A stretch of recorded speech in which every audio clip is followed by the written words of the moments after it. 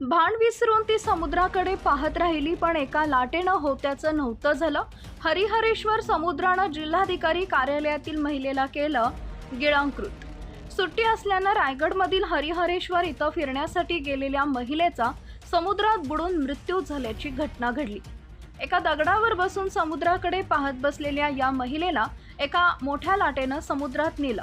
या महिलेला बाहेर काढून वाचवण्याचा अतोनात प्रयत्न करण्यात आला, पण त्यामध्ये यश आलं नाही. पल्लवी सरोदे असं या मृत महिलेचं नाव असून त्या ठाणे जिल्हाधिकारी कार्यालयात काम करत होत्या. ठाणे जिल्हाधिकारी यांच्या पीए आणि सोबत 8 महिला कर्मचारी या शनिवार रविवार सलग सुट्टी असल्यानं दक्षिण रायगडमधील श्री क्षेत्र हरिहरेश्वर इथं फिरण्यासाठी आल्या होत्या. शनिवारी मंदिर परिसर फिरून झाल्यावर रविवारी सकाळी हे कर्मचारी मंदिरात पुन्हा दर्शन घेऊन समुद्राची प्रदक्षिणा मारण्यासाठी निघाल्या. इतर कर्मचारी प्रदक्षिणा मारत असताना समुद्रकिनारी असणाऱ्या दगडावर पल्लवी सरोदे या समुद्राकडे पाहत बसल्या होत्या. मात्र समुद्रातून आलेली एक मोठी लाट पल्लवी यांना समुद्रात घेऊन गेली आणि होत्याचं नव्हतं झालं. या प्रवाहात पल्लवी या बुडून मरण पावल्या. यावेळी रेस्क्यू टीमकडून पल्लवी यांना समुद्रातून बाहेर काढण्यात आलं आणि त्यांचा जीव वाचवण्याचा अतोनात प्रयत्न करण्यात आला. मात्र डॉक्टरांनी त्यांना मृत घोषित केले.